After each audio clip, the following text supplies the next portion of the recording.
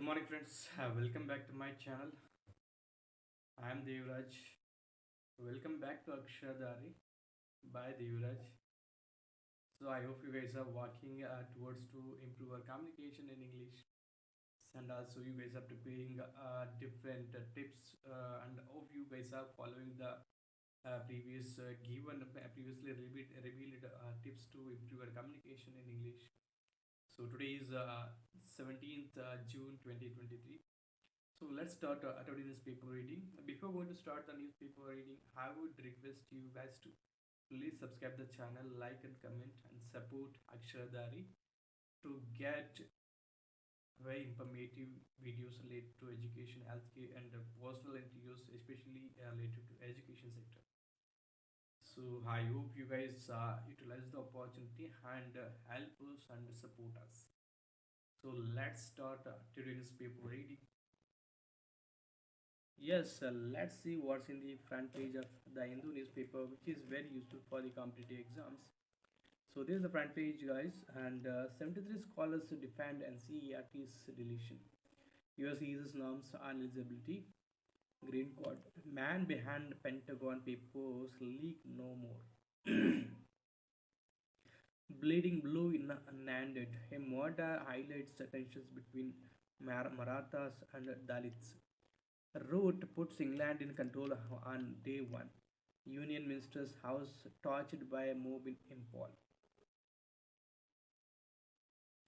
Law and order has completely failed in Manipur, says Minister of State Rajkumar Ranjan Singh. He claims it was not a communal incident. Call for Modi to break silence over violence. Politician faces sedition case over opinion column. Gujarat grapples with destruction after Baipoja unleashes its fury. Tamil Nadu CM retains Senthil Balaji as minister. Governor dissents. Center renames Nehru's library.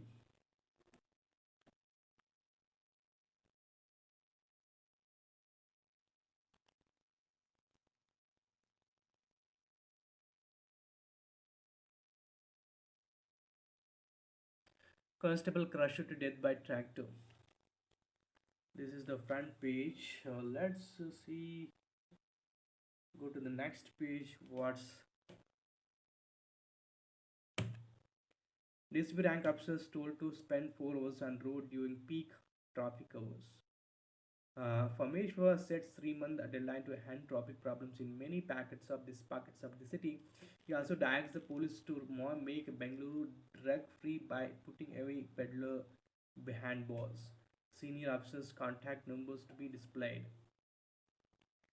Smart City Mission Cycle for Change campaign to pick up pace in IT corridors of city. Keeping Rao Bahadur and Chavarai's memory alive. State government extends deadline for general transport till June 15th. Rolling back APMC Act will harm farmers. Ashok.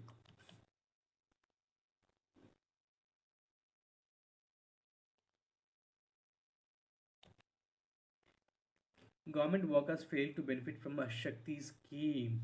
Reality check reveals that these workers who depend on private transport facilities haven't shifted to BMTC buses because the areas where they live in are sparsely serviced by these buses. Accused in Saujanya rape case acquitted.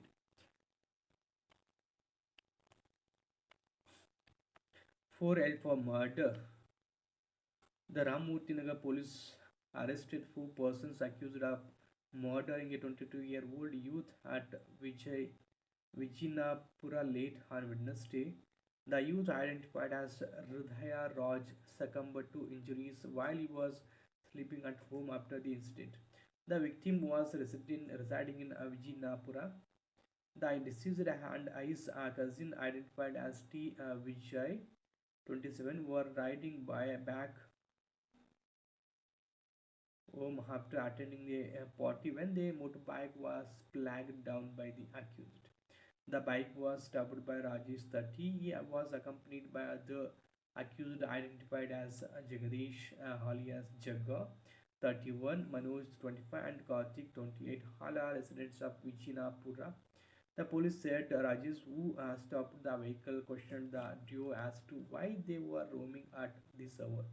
Enraged by this, Raj got into an argument following which Rajesh hit him on the head using a machete.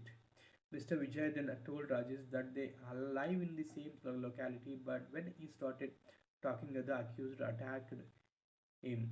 After a while, the duo were led to return to their home. The duo, after reaching home, performed first aid on their own. However, the police said Vijay found Raj dead when he woke up in the morning. Office beers selected. This kind of incidents will happen in Bangalore. So almost who travel at night time some for some reasons they must be aware about these attackers. Coating luxury.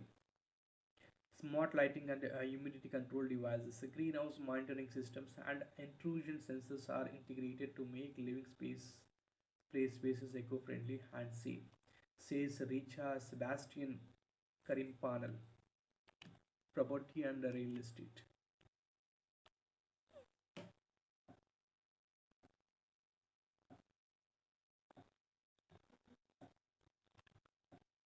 Dreams into reality.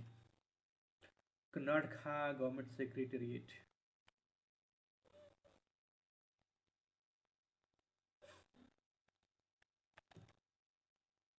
Authorities told to change child's name in birth certificate as per adoptive parents' choice. Rajnath Singh says meeting on self-reliance.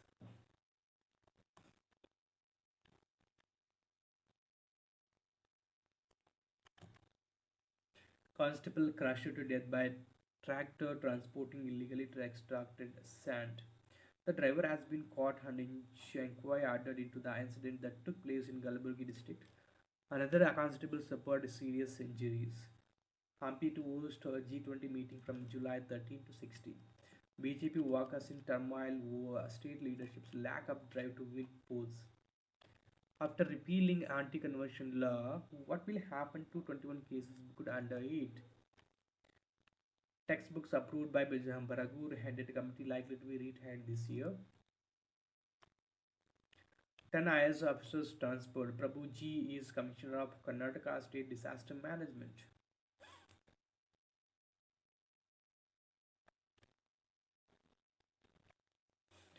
Focus on food security. PM to G20 agriculture ministers. We must find ways to build sustainable and inclusive food systems focused on marginal farmers, says PM Modi in his video message. Calls for measures to empower farmers with innovation. AP government distributed around 30 lakh house sites in 4 years. Congress to move HC seeking inquiry into AI camera deals. Denial of rights. Karnataka Congress to stage protest against Centre. Kerala High Court says KPCC's chief arrest.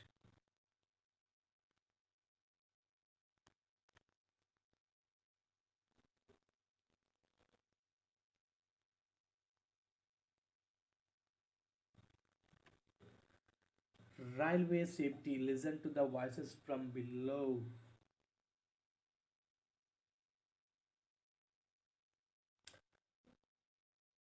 Nothing focuses the nation's collective attention on the Indian Railways as a major accident. The triple train collision at Bahanaga Bachar railway station near Balasur in Odisha on June 2nd, which led to the tragic loss of over 280 lives, has evoked all the expected responses from various quarters, calls for the resignation of the minister in charge of the railways, collective breast beating, and a despair over where the railways are headed. That sudden spouting of railway exports, offering explanations as to how the accident occurred and the remedial measures to prevent accidents in the future, and comparisons with railway systems abroad. In short, there is an overwhelming sense of deja vu, a multiplicity of inquiries. There are, however, a few unique features about this accident. For the first time ever, railway minister not only visited the site of the accident but also chose to remain at the site to oversee relief and restoration work till the lines were restored for traffic. Even more exceptional was the visit of the Prime Minister himself to the site of the accident, perhaps a historical first for the Indian Railways. However, the statement that instructions have been given to ensure proper and speedy investigation of tragedy and to take prompt and stringent action against those found guilty. Even as a statutory inquiry by the Commissioner of Railway Safety was to begin, gave the impression that it had already been determined that the accident was caused by human agency. The subsequent handing over of the inquiry to the Central Bureau of Investigation is also unprecedented. The reason for which is not readily apparent unless criminal talent is suspected. A preliminary inquiry by a committee of senior supervisors, even as a statutory inquiry by the Commissioner of Railway Safety was yet to be given, is also rather unusual. A collateral casualty of any major accident is cool and objective analysis of the situation. Emotions and hype tend to take over. While it may seem invidious to take refuge in numbers and statistics in the immediate aftermath of a major accident with a large scale loss of lives of passengers, there is a need to view the situation objectively if any meaningful corrective steps are to be taken. Statistics show that over the last 2 decades, the number of derailments, which constitute the majority of accidents, has drastically declined from around 350 per year on the turn of the millennium to 22 in 2021 to 2021 to 22. This is a commendable achievement by any standards. The fact that this has been achieved in the context of a nearly threefold increase in freight loading and more than a doubling of passenger traffic lends credence to the conclusion that the overall safety performance of the railways has improved significantly over the years. The problem with an index such as safety is that all that is required to sully the record is a single major accident. That, unfortunately, is the nature of the beast. Everything about railway safety has been discussed thread bay in a number of committees in the past. There is no need to reinvent the wheel. In all the reports of the various committees, there is perhaps one aspect that has not received sufficient attention. It does not cost much, but it perhaps one of the most difficult things to implement. Safety and the information flow. This concerns the flow of information regarding unsafe practices of association on a real time basis. Unlike many other organizations or industries where the activities of our operations are concentrated more or less in a limited area physically, for example, nuclear power plants, steel and chemical plants. The activities of the railways are spread geographically over a wide area involving a multiplicity of disciplines and departments that need to work in close coordination on a real time basis to ensure the smooth and safe running of trains. In order to ensure uniformity in the compliance of rules and regulations and safety in operations, a large number of codes and manuals have been evolved for different departments over the decade to standardize the procedures as far as possible. Ever since the inception of the railways in this country, periodic field inspections by authorities at various levels have been one of the main tools for the management to ensure compliance with laid down procedures and standards of workmanship. Accordingly, every department has evolved a set of schedules for the inspection of various work centers and operational procedures for every level of the management from the lowest to the highest. While this system has by and large stood the test of time over the decades, it suffers from a few drawbacks, particularly in the context of railway safety. By its very nature, the top down approach places the onus of detecting a deviations from the norm on the IAS authorities. It becomes a veritable cops and robbers scenario in which The air authority looks down on the stop at the cutting edge level with suspicion and distrust, and conversely, the stop at the lower level adopt an attitude of catch me if you can. It encourages window dressing and sweeping up problems under the carpet. Transparency and frankness are usually the casualties in such a situation. This can be counterproductive, particularly in matters that concern railway safety.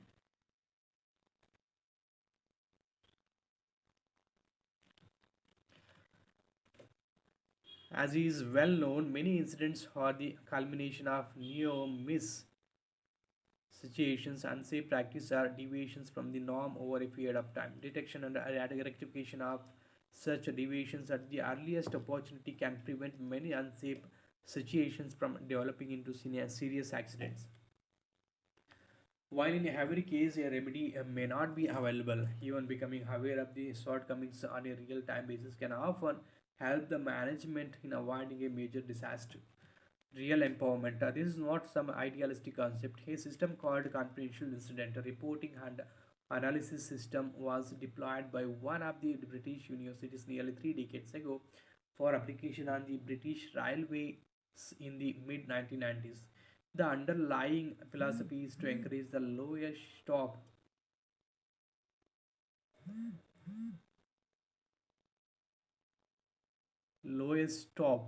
to point out deviations on a real time basis, maintaining the confidentiality of the reporter and encouraging the expression of frank views.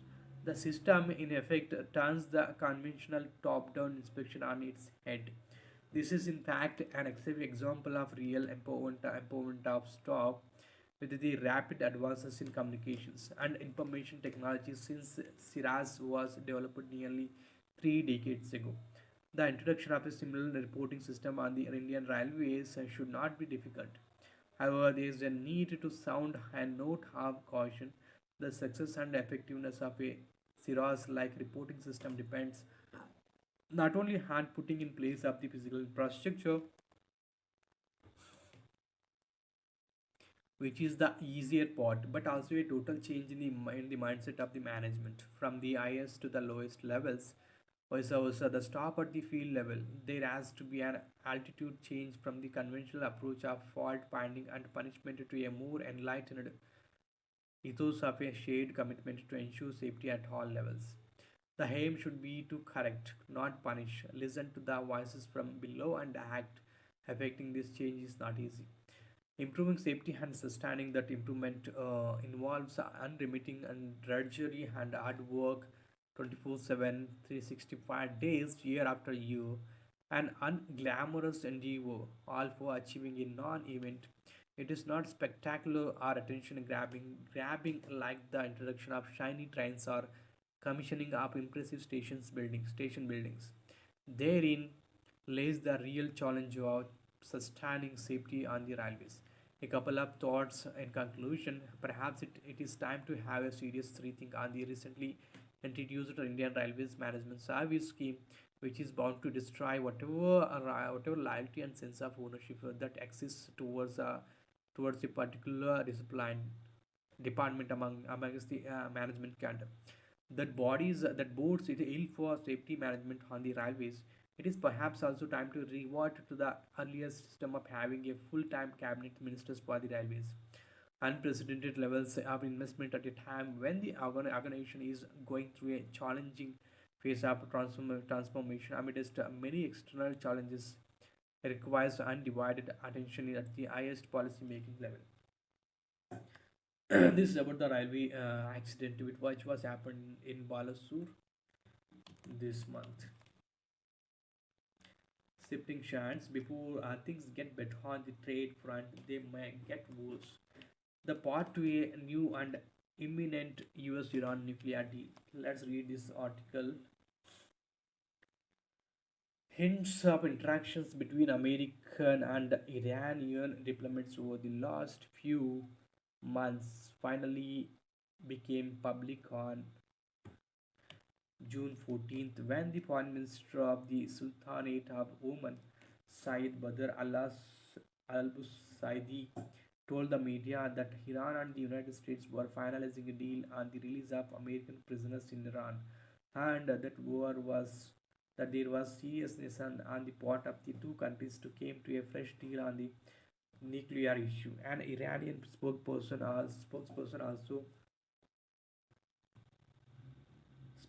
also confirmed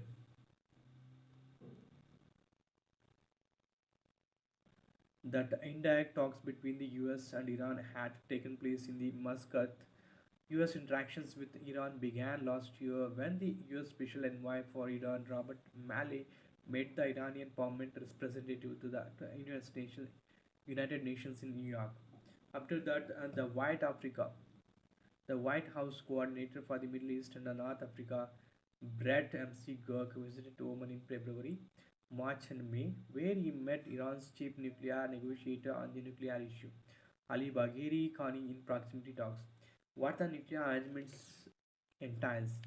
Following Mr. MC Gurk's last visit in May, the Omani ruler Sultan Haitham bin Tariq Al Said visited Tehran on May 28 29.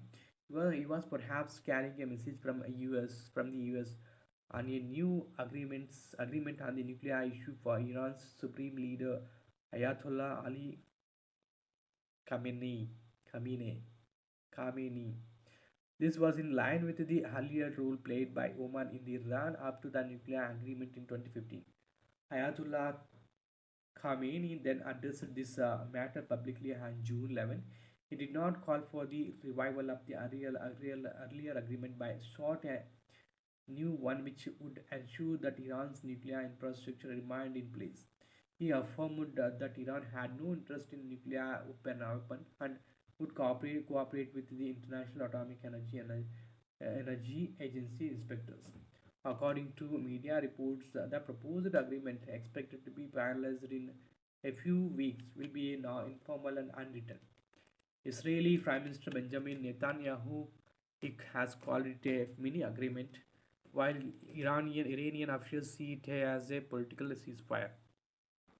Under the arrangement, Iran will freeze its nuclear enrichment at 60%. It will not attack US military contractors in Syria and Iraq. Will improve cooperation with the IAEA's inspectors and will not provide ballistic missiles to Russia. Iran will also release the three US citizens in its custody. In return, the US has pledged to avoid new sanctions on Iran, not to siege not to seize tankers in the Gulf waters, and not pursue anti-Iran resolutions in the United Nations. The US is also expected to defreeze Iran's bank accounts of about 80 billion in various banks outside the country and will immediately allow the release of 7 billion in the South Korea and 2.7 billion in Iraq. American interests. Since this is an unwritten agreement, the Joe Biden administration will not have to seek congressional approval. And since it doesn't call for easing of existing US sanctions, the Republicans will find it difficult to attack the deal in the forthcoming presidential campaign. The US has a long recognized that the Joint Comprehensive Plan of Action, the Iran nuclear deal in its original form, could not be revived. In the US, there were now demands for a broader agreement that would address Iran's development of ballistic missiles, its malign role in the region, and support for terrorism, matters on which there would be no headway with Iran. US officials had also recognized that sanctions were no longer effective in the influencing Iran's responses to American pressures. Thus, what the proposed arrangements focus on are widespread concerns relating to Iran's uranium enrichment program that had reached 84% and its stockpile of thousands of installed centrifuges. The US military had estimated that Iran was just several months from a weapon, which Israeli sources thought it was on 1 to 2 years away. Iran progress towards a weapon had led to real concerns about a region wide conflagration as Israel. With or without the Americans, was expected to take a preemptive military action. Another positive implication from the US and Israeli perspective is that the deal with Iran could hand Saudi Arabia's own nuclear aspirations. What could happen on the ground? Mr. Netanyahu has said that Israel will not be bound by this arrangement. This could be a posturing with their anti-democratic initiatives. Both the Prime Minister and his government have much reduced clout in Washington today and are unlikely to garner backing to overturn the deal.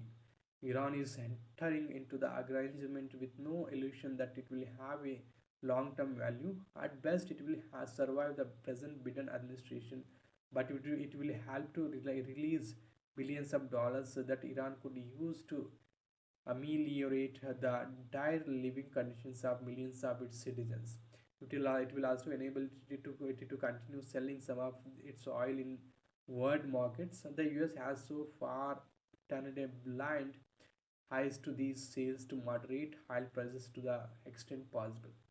Regionally, the arrangement will facilitate further improvement in Iran's ties with Saudi Arabia, with the prospect of the kingdom's normalization of relations with Israel being placed firmly on the back burner. Iran also retains the option of continuing to expand its political and economic ties with Russia and China. A piquant thought: if the good faith arrangement holds through this administration, it could prepare the ground for serious US Iran engagement on other matters of common concern in Mr. Biden's second term, assuming, of course, that Donald Trump is not then residing in the White House. As a former diplomat, it's about US Iran nuclear deal. Let's go to the next page.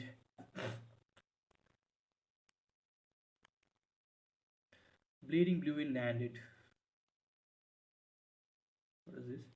The killing of Akshay Shravan Balerao in Maharashtra Nanded district has brought to the fore the simmering tensions between the dominant Marathas and the oppressed Dalits.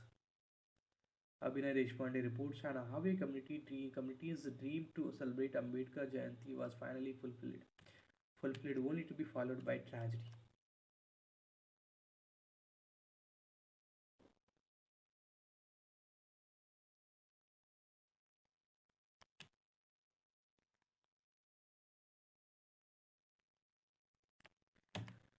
Akshay's only fault was the enthusiasm he showed in the organizing the Ambedkar Jayanti celebration.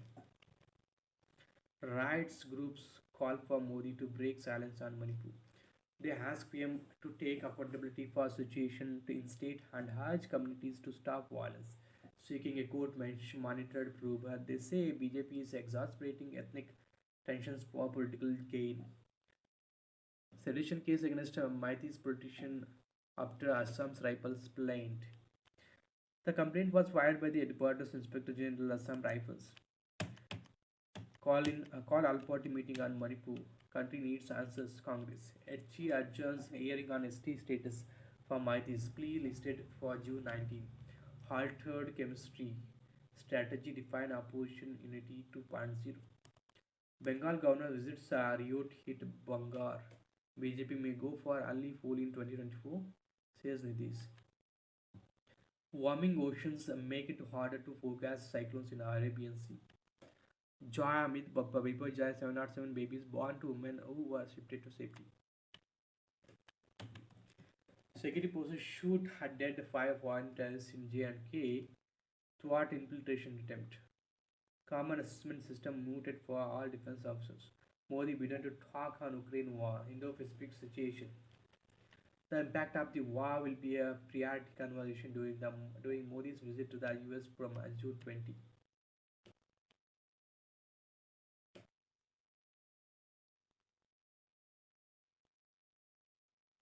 23 academics defend NCERT efforts to update syllabus. Modi to lead Yoga Day celebrations at UN headquarters.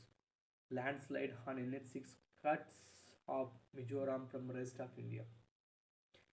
PM will receive a ceremonial welcome at the White House, a statement issued by the MEA said. Gyani Rogbir Singh is new Jatendra of Akal Takht. American chipmaker Micron mulling large investment in India. Seven districts in Assam hit by flood. River embankments breached. Generic drugs for diabetes, gastric issues, cardiovascular ailments see high demand. Finding God through music. Armenia accuses Azerbaijan of ethnic cleansing over Karabakh. Japan raises age of consent from 13 to 16 years, clarifies rape law.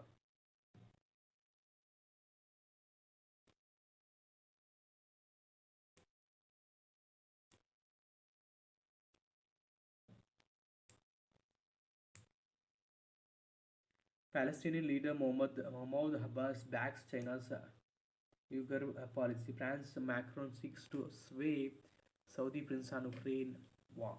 Probe attempt prompted by Floyd's killing points to systemic faults in police.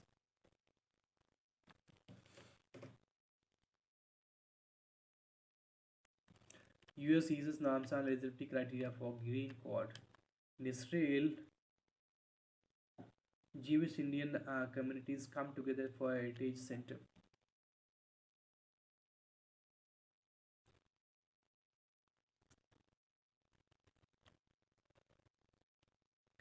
Some GST restrictions used identity theft. FM calls for stronger processes. Finance Minister Sitaraman urges tightening the registration process for entities in GST regime to weed out fake firms. CBIC is currently undertaking a 2-month drive against fake billing carried out with the objective of evading GST dues. NPS to allow systematic withdrawal by second half. SEBI issues norms for online bond platforms. TCS Transamerica exit 2 billion contract. Cite macro challenges.